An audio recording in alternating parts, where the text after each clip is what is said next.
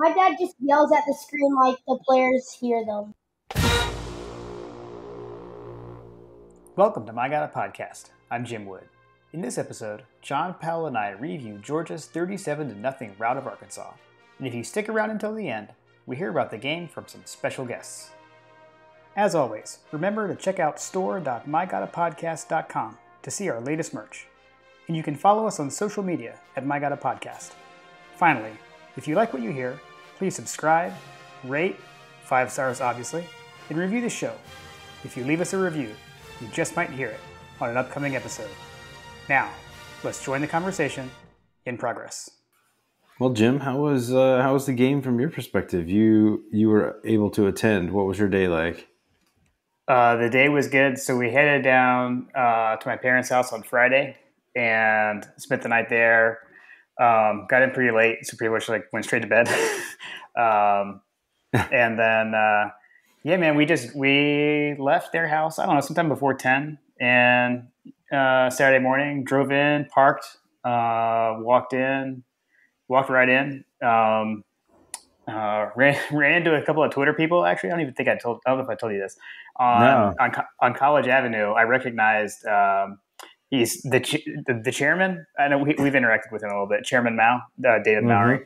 I just recognized him from his Twitter profile picture. And I was like, Chairman Mao. And we high-fived. And then he was with another guy. Yeah, we took a picture. Yeah, he tweeted that. So that was pretty cool. He was with Brookshaven.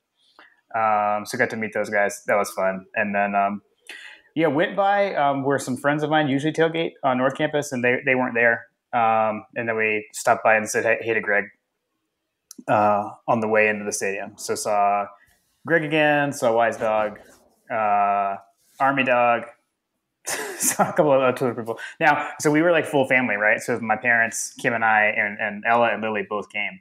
Okay, so no shots?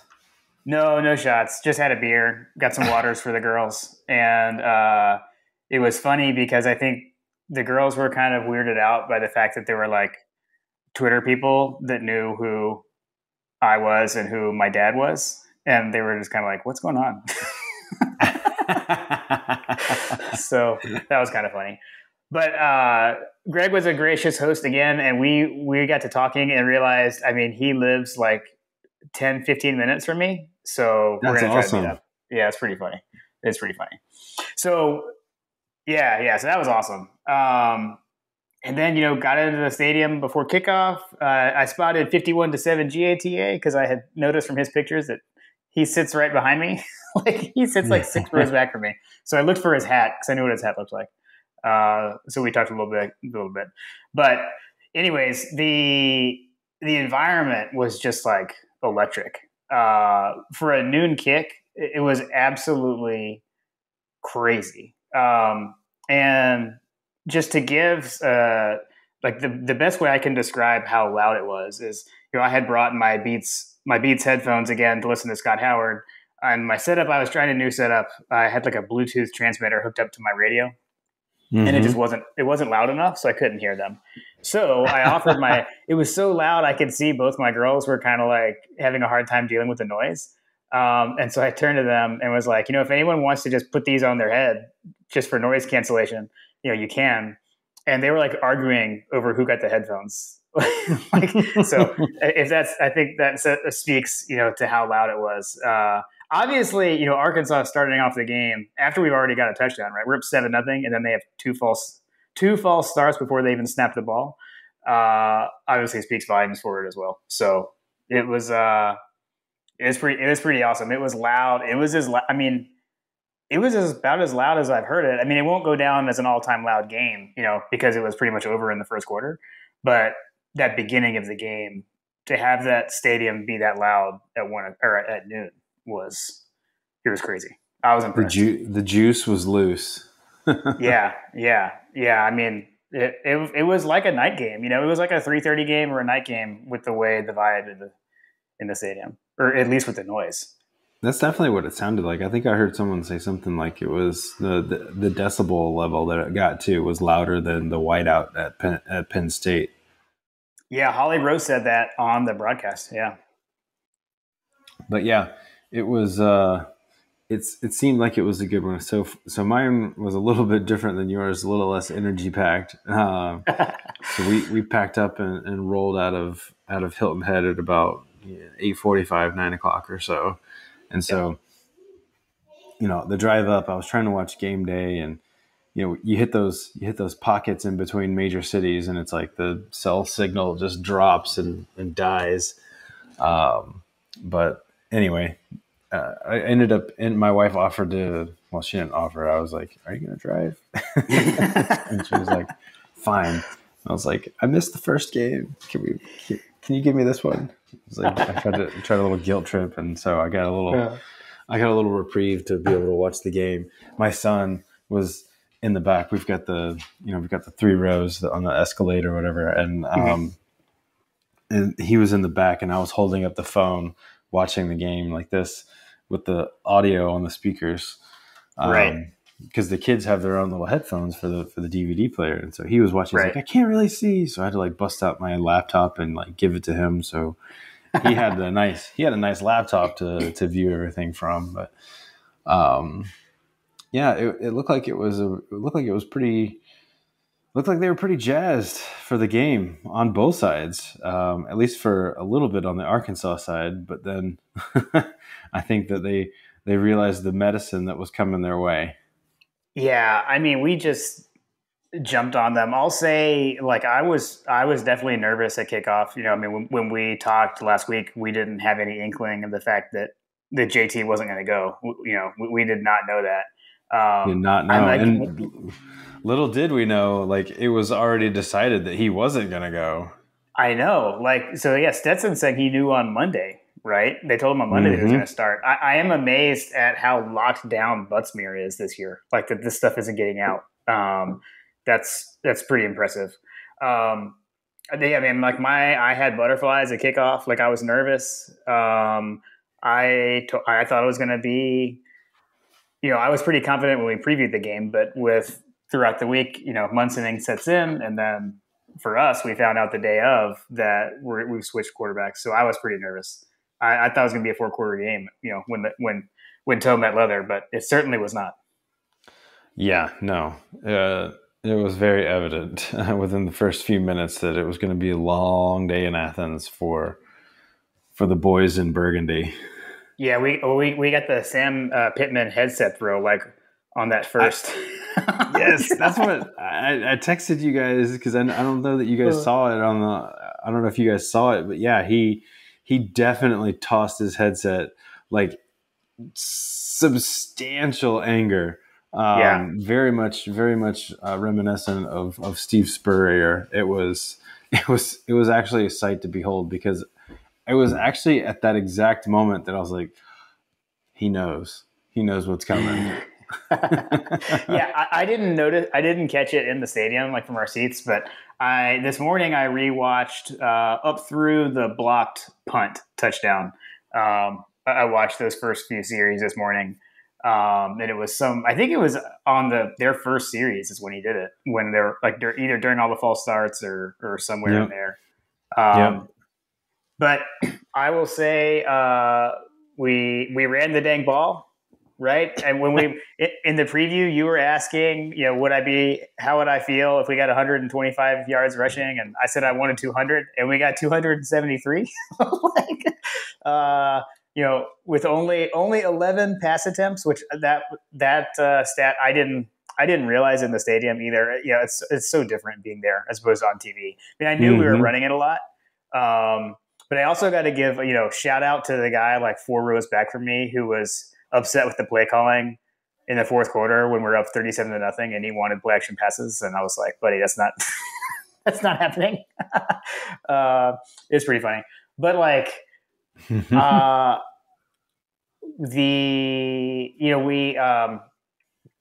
did see the return of Darnell Washington. He didn't have any targets, but he did do, a lot of blocking. I definitely felt like, kind of watching for that. It looked like we were running behind him a few times when he was in. So that was nice to see. But yeah, no targets to him. We had a lot of conversation about him and Tyke, with no Tyke Smith yet. So I did double Mm-mm. check the participation chart. He didn't play. Yeah. And you nailed it. My dad had asked about like targets and catches for Lad McConkey, and you said 3, and it was exactly 3. He was targeted 3 times, and he caught all 3 targets. So on the money right there. Nice. Yeah, I mean, I figured that he probably. I mean, honestly, I was not expecting him to get 33% or whatever of the Right, total pass attempts. So right, had you told me that, I would probably have gone a little bit higher. But yeah, I honestly thought that they were going to be able to shut us down a little bit more on the running game with the way that their defense had been playing, but that clearly wasn't the. Our offensive line played phenomenal. It's probably the best offensive line game, and I don't know that it's a coincidence that Darnell Washington was back as a major blocking factor. yeah, That was something that I think that we'll definitely need to watch out for that as we come up against Auburn coming up here. With a little bit tougher running defense, basically a little bit tougher than Arkansas. But it was nice to see the boys get yards. I mean, yeah. James Cook was our leading rusher. James Cook looked really good. Yeah, He he looked averaged really good. He averaged over 7 yards a carry. Yeah, he got to the edge. He was going up the middle. There were lanes this game, right? And that's the thing that I had felt like we've been missing. And again, like when you wanted to nitpick the Vanderbilt game, like even the jumbo package didn't work, right? It certainly worked here. Shout out Jalen Carter when he like bulldozed 3 guys, took out 3 guys from the fullback position. I also thought it was funny that like Pittman had to call timeout when we ran that package in. Mm-hmm. Like it was like he was unexpected, or like he wasn't expecting it, which is kind of funny. I mean, there's definitely tape of that. I mean, we did it last week. We did it multiple times last year. So I thought that was kind of interesting. Mm-hmm. But yeah, man, I definitely I agree. Yeah, Cook looked great. I not rewatching it yet. Like I know we shuffled some guys in. So like I know Mims played. I know we did rotate through some guys on the line. So I am kind of curious, like which combination was most effective, I guess. So I don't know, maybe we'll see some stuff come out on that throughout the week. Because I don't know. Like I said, I've only rewatched the start of the game basically. It was I was definitely shocking that uh, to win a game 37-0 and Brock Bowers not even have a catch. Yeah. But I think you were texting like it seemed like that was kind of their game plan, right? Was basically to try to take Brock Bowers away, and they did. I would say they did what we were saying, right? Like, do you either try to stop the run or stop the pass? I think they kind of tried to stop the pass, and could we run on them? And we did. Yes, exactly. And I think that's going to be something that we're going to see, particularly if Stetson Bennett is going to continue to be a major contributor. I hesitate to say starter because I don't believe that we all believe that he's the starter, but he was the starter today. He did just enough. However, he did everything that he could in the second quarter to try to make it harder for us. I think that he tried to force a couple of throws, but I think that forced a couple of throws. I think he threw one away. And then there was a couple of passes that I don't know if they were necessarily throwaways or if he just literally just missed people because there was some opportunities, and there actually was. I haven't gone back to look at this play from the all 11 view, but there was a play that he threw the ball. He threw the ball away, but I think that he was motioning to the sideline and Kirby was talking to him, and I think JT like immediately was talking to him. It looked like that there was a play that he knew he had because he was pointing. He was like pointing into the back corner. He's like, yes, I saw it. Like it was almost like he was doing one of those like, my bad, I missed it kind of thing. But he was basically saying, I saw something, I saw it, and he was like pointing off into the distance. And then there was another play that he had where he had to throw it away, where he could have probably run for a first down that cost us a series, which in the end didn't cost us the game, but just these little mental things. And he threw it into triple coverage with Brock Bowers. So like there's definitely still some shades of the Stetson that concerns us, which is why it's concerned us that he's, the starter at this point. is some of those decision making things in crucial moments. You know, you Yeah. got away with some in Arkansas, but like, can you get away with those against Florida? Can you get away with those against Alabama or in the SEC championship or something like that? I don't know. Yeah. He definitely had one turnover worthy play, right? They dropped that. That should have been a pick. And yeah, I do remember. I know the one you're talking about. I feel like he kind of got a talking to by Kirby on that one where he could have run and didn't. Mm-hmm. He was kept his eyes downfield, and then ended up having to throw away. I remember that one for sure. Yeah, I mean, we definitely went into full on like protect the lead mode and like sit on it. Mm-hmm. So yeah, and that it goes to the 11 pass attempts. Yeah, I don't know. I mean, yeah, hopefully we can get JT back, but I don't know, like media beware if you ask Kirby about it. And we we saw that, like, so I don't know. We'll see. I hope he's back. I obviously would love to have him back, Robert. We can talk about it when we get there. We did. I will. One other thing I wanted to call out for sure on the offense was Kendall Milton got his first touchdown as a Georgia Bulldog, so that was cool. I know he would definitely celebrated that, and that was the end zone that we sit in where he scored. All that action actually, like we sit in that end zone where all the action was in the first quarter. 2 rushing touchdowns and a block punt and all the false starts. So that was nice. That was pretty good. That's good. I think, as you're looking at film and as you're looking at a couple of things here and there, one of Stetson's incompletions was a drop by Robinson. Robinson had a drop, and I also think that on James Cook long, he had a 24-yard run that he probably could have busted loose had Robinson held his block better and sealed the edge for Cook. I think that Cook might have still been able to get to the edge, but he cut inside and put himself into where he basically a more likely that he was going to get tackled, and he did get tackled, obviously.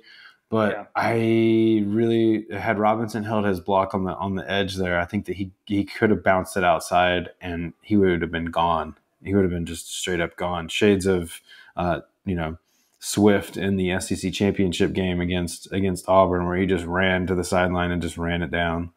It looked exactly like that. It looked like a very similar read option play or whatever, or zone read or whatever you call it. He just took it through the hole, hit the hole, and was gone. And had the wide receiver held his block, we would have had a long rushing touchdown.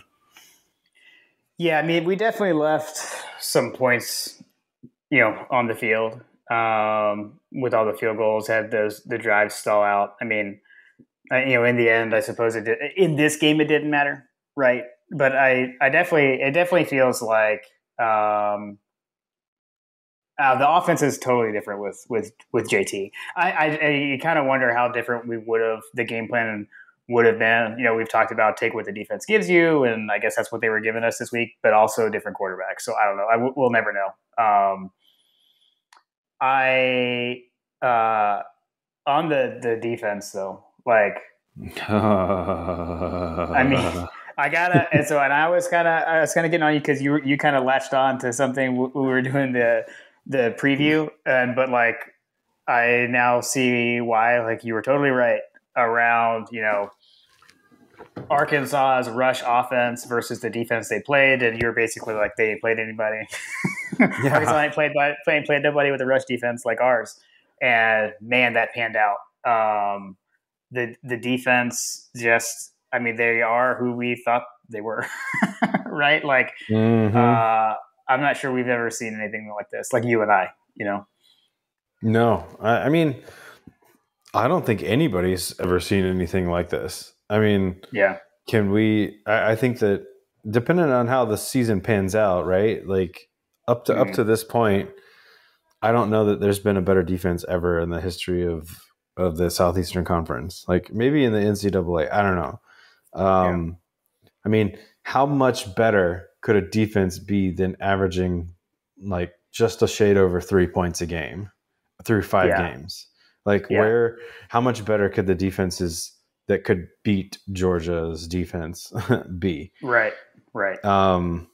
But yeah, this is definitely like, I mean, you basically have to pick your poison. So we didn't really talk about this in the preview, but like I think we mentioned him, like number 55, their edge rusher. I can't remember the guy's name. I mean, shoot, he was really a non-factor in the game, really.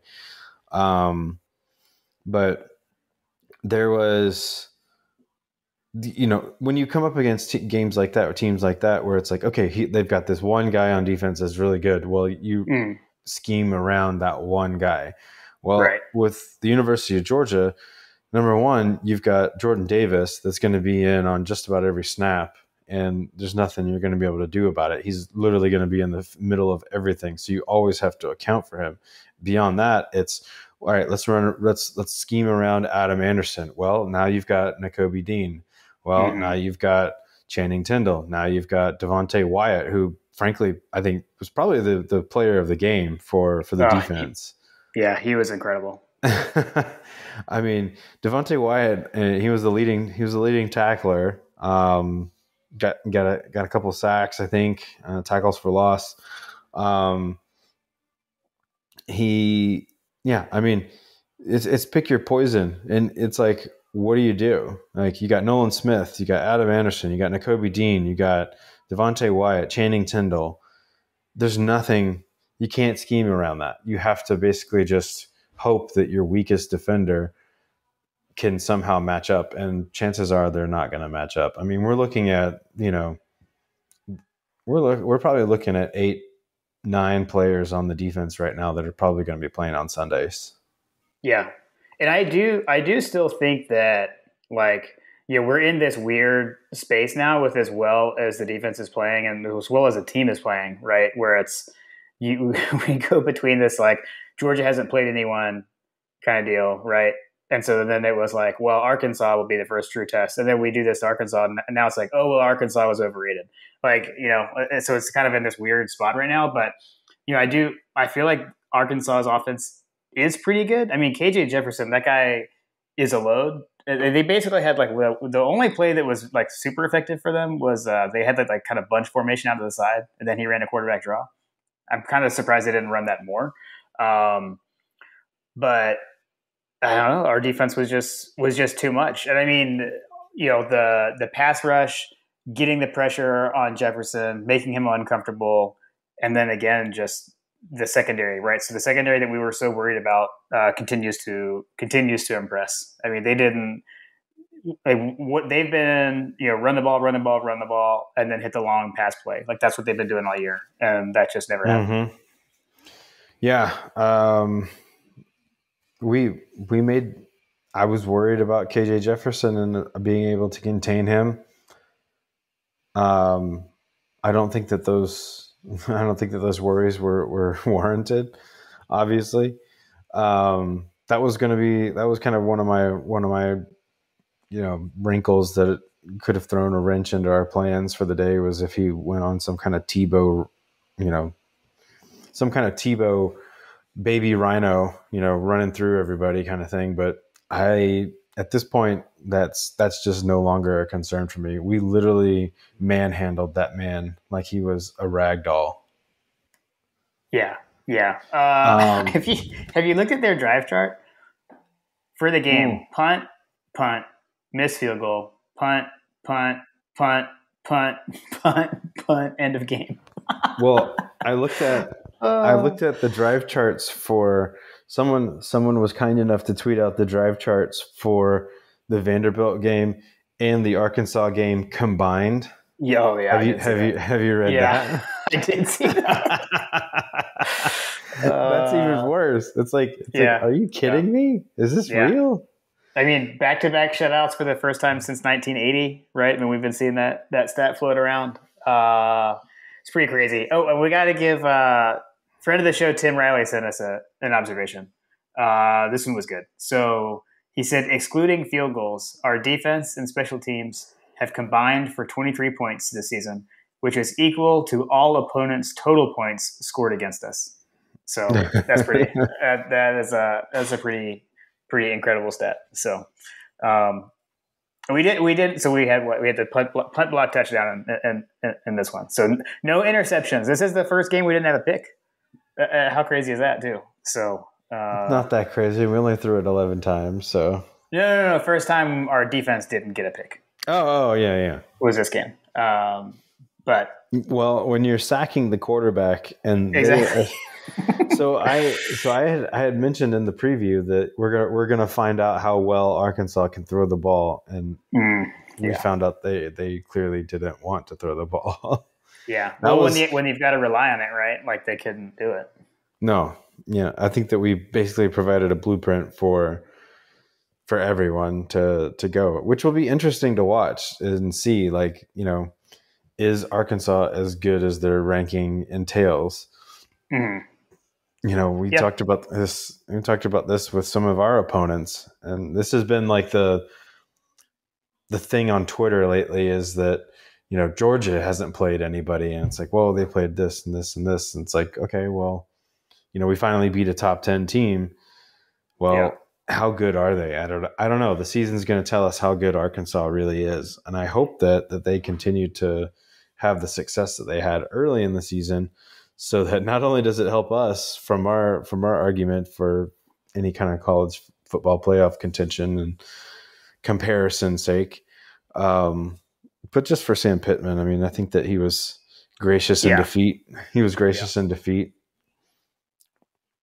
Yeah, agreed on Pittman. I mean, he's a likable guy. I think we all like him. For whatever that's worth. I honestly, at this point, I kind of don't care about what our opponents do. I mean, if we keep winning, it's not going to matter. If we keep playing like this, sure. And the other thing that I don't know who Arkansas plays next week, but for them, they've got to not let Georgia beat you twice, right? Be so dejected after this game. Or they play Ole Miss, actually, right? They play Ole Miss. I think Ole Miss is like a 7-point favorite in that game. So, Arkansas's got a tough schedule. I mean, the SEC is tough, right? So, I mean, I don't think they will finish as a top 10 team. I think by the end of the season, we'll probably find out that they're a good, a good, solid team. Not like nothing great or anything like that. So, one other thing I wanted to mention, because we forgot a listener question last time. I think I know this question. Yeah. So Mega Reedaville, she had said, "Has Uga been naked all year? If so, why?" And so, if you notice, on Uga Cam and such, and I tweeted out from the podcast account at the game, the Uga Cam, he has been. He has had his shirt off during the games every time I've seen him. I think he runs out with the shirt on, but then I think they're taking the shirt off. And my guess is just that it's too hot on the Y front. So I haven't seen any other kind of conspiracy theories or anything along those lines. But we'll see in November. We'll see in November if he's still sporting the nakedness. True. I just got notification that Georgia football tweeted, because I subscribed to the tweets, that I think it was Zamir White's his last touchdown run, with the balance that he displayed to keep his knee off the ground. And it popped into my head, because I got to say, in the stadium, we thought he might have actually been down. They never showed that the definitive angle where you can see that his knee does not touch the ground. They didn't show that on the Jumbotron in the stadium. So we weren't really sure. So when they said confirmed, I was like, really? I'm surprised they didn't say, I was expecting maybe stands. No. But yeah, now that I've seen it, yeah, he totally did. That was impressive, man. That was a lot of strength, and the strength and balance for him. That was impressive. When he goes to draft day, I have a feeling that highlight is going to be one of the highlights that helps keep him higher in the draft, because he's had such poor luck with his knees. So both knees were in action on that one. Yeah, absolutely. Well, I don't have much else to say about this one. It was dominance. I don't know. I think we're watching something special right now. I have an observation from the broadcast, and maybe you didn't pick up on it because you hadn't gotten through the whole game quite yet. Mm-hmm. I don't know that I've ever heard Kirk Herbstreit be so high on the Georgia Bulldogs before. I Really? truly think that he thinks, and he said as much on the broadcast as you listen through the game. It wasn't just at the beginning, because he sprinkled it throughout, in my opinion. But he was just like so impressed with our defensive players and their ability to like compartmentalize their roles. Like, it's this defense, and this is something that I kind of was alluding to a little bit, and you and I were going back and forth with John on, you know, the last time we went into Auburn with an invincible team or whatever. This just feels different. I don't know why. For me personally, this just feels totally different. A totally different defense from the defense we had in 17, with which it felt like that defense and like the defenses from like the Jarvis Jones era. You had like Jarvis was the player, or Roquan was the player. Like, this defense is just an absolute team defense, and none of them care about stats. None of them seem to care about, I don't know. I just feel like that the mentality of this team is just so sharp that they're poised for greatness, and that they're clearly achieving that as the numbers bear out. And that's what has me feeling so jazzed about what's going on with this team for every opponent that we have. I imagine we're probably going to be multiple score favorites from here on out until we get to the SEC championship game.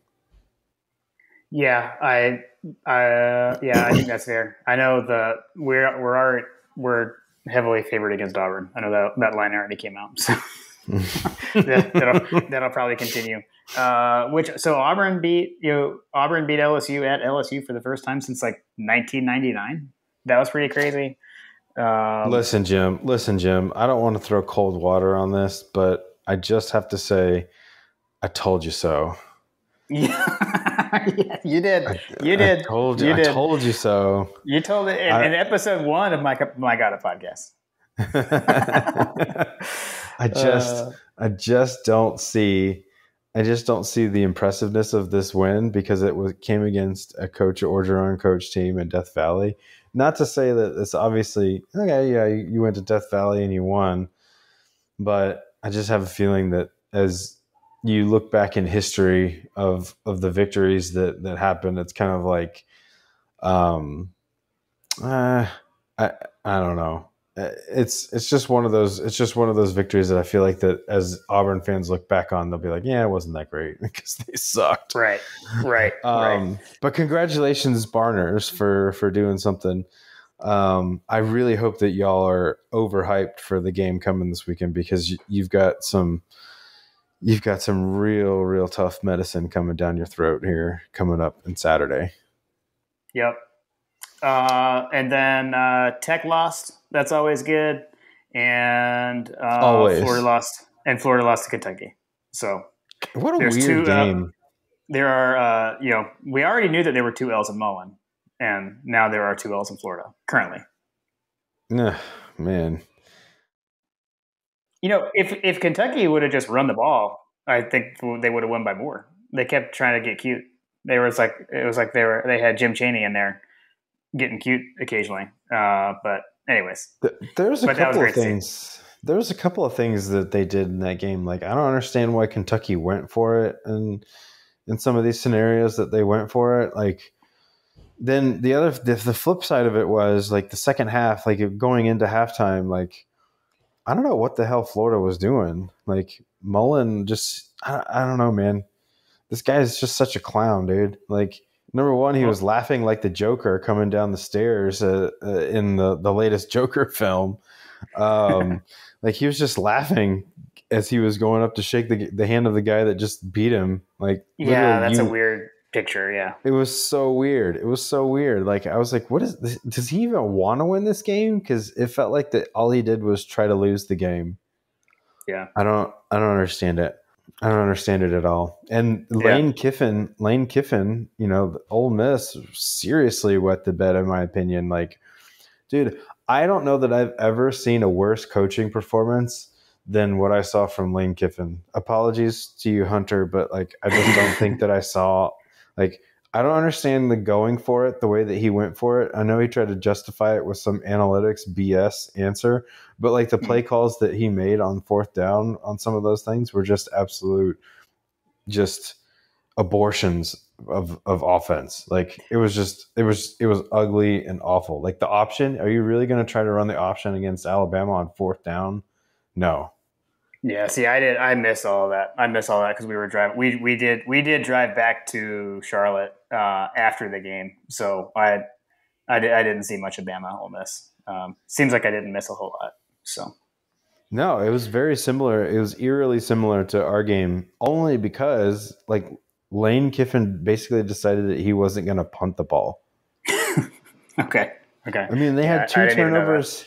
They had 2 turnovers inside their own territory because he went for it. Yeah, not smart. No. All right. Well, I don't know any other. Let's see. Obviously, I was only 1 point off on Georgia's point total in this game. Just wanted to call that out. Yeah, I think where did I have the over? You had we both took the over, which it wasn't. We did not hit the over because only we scored. And then you had 45-13. I had 38-17. So it was 37-0. We got to stop underestimating the Georgia defense. We really do. We really do. It was a performance for the ages. How did we hit on Corso?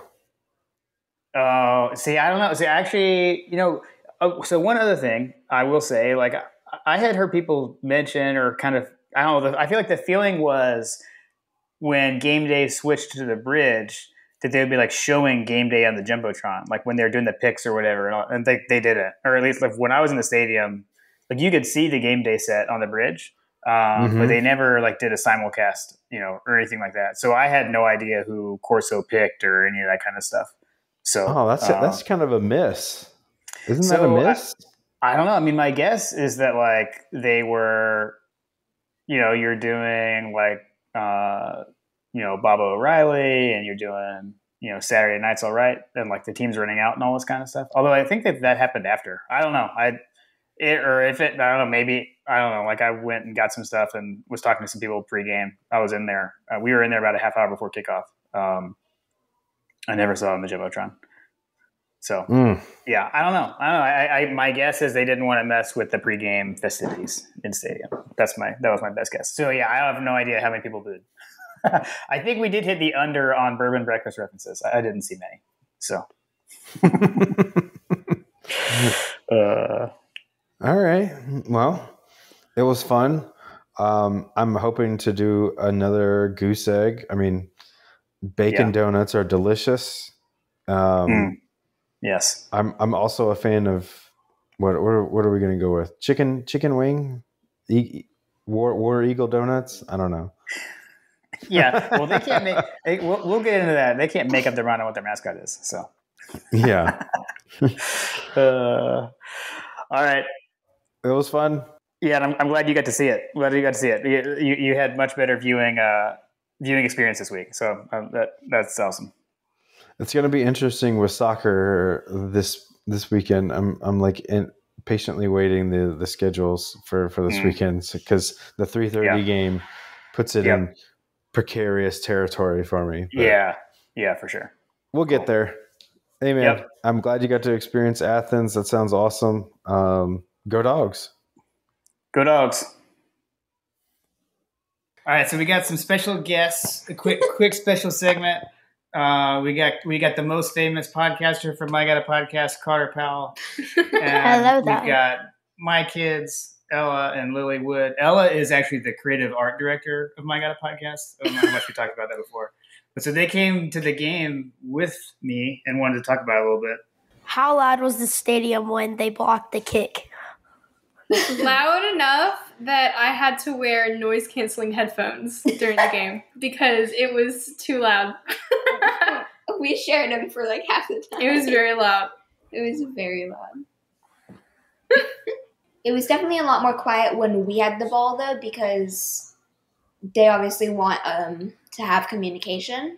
Yeah. So I couldn't really watch much of the game. We were in the car. How was the tailgate? The tailgate was very interesting. I mean, it was like... See, we didn't know anyone, so it was just strange. No, Dad's making a face because he doesn't like what I have to say. No, it was because we haven't been to a tailgate in I haven't been to a tailgate in 5 years.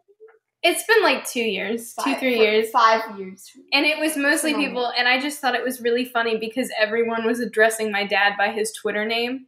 Yeah. I was like, you can just... It made no sense. And there were, and a lot of people were like, I know your dad. I like his podcast. And I was like, no. I couldn't deal with it. It's like, you can just say you know my dad. You don't have to tell me. At least they know him.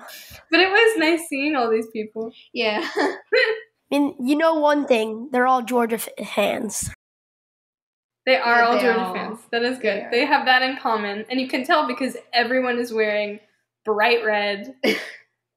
And sometimes they make a lot of sacrifices to be wearing things that are Georgia.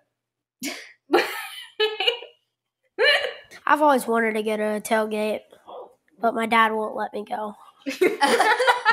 Well, he hasn't taken me, that's for sure. Yeah. I mean, they're pretty fun. Did you get to eat a lot of food? I just ate a donut. There were donuts there. They were very tasty. Tasty, eh? Yeah. What kind of donuts are they? They were just chocolate. No, they weren't chocolate. Iced. they were glazed They were with just chocolate iced. on top. That's what chocolate I iced feel like we're donuts talking about the food and the tailgate. I mean, okay, back to the sports part. Okay. I really, I like the game because, our team was really good.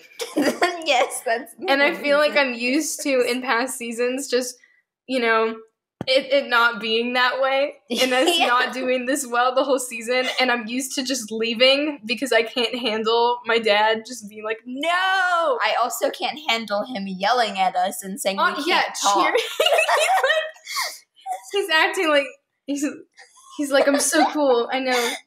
He's crazy during the games. I don't think they can be. When they blocked the field goal, I think my dad was louder than the stadium.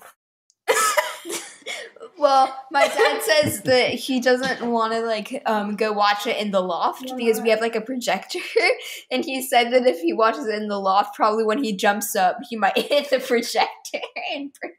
He does jump. That was kind of weird too about the game. He stayed in his seat the whole time. No, he stood up though. He stood up a few times though. But that's something I haven't gone to a lot of sports games other than Lily playing soccer. Yeah. So I don't understand how there's football etiquette. How you're supposed to respond to things happening. You still don't know, a certain play would happen and everyone would be standing up, and I'm that looked the exact same as every other play. And I'm every time anything. There's a thing called a fourth down. I had no idea what that meant. I just knew that if the audience was audience, if the stadium is still an audience, right? If the stadium was screaming, I knew it was a good thing. Can scream. They were screaming. It was anyways. It was fun.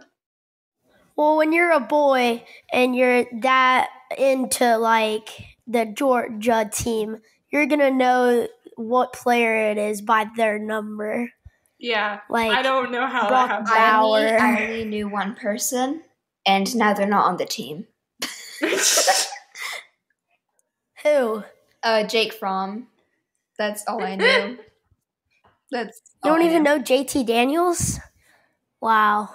Well, we normally get kicked out of the room. I knew there was a guy named James Cook because Cook is the name of my music teacher. So it was easy to remember that. I could not tell you what he was doing, but I heard his name every 2 seconds. Okay. What? Oh, he had really cool hair. He was the guy with the cool hair. I love that guy's hair. And he was yeah.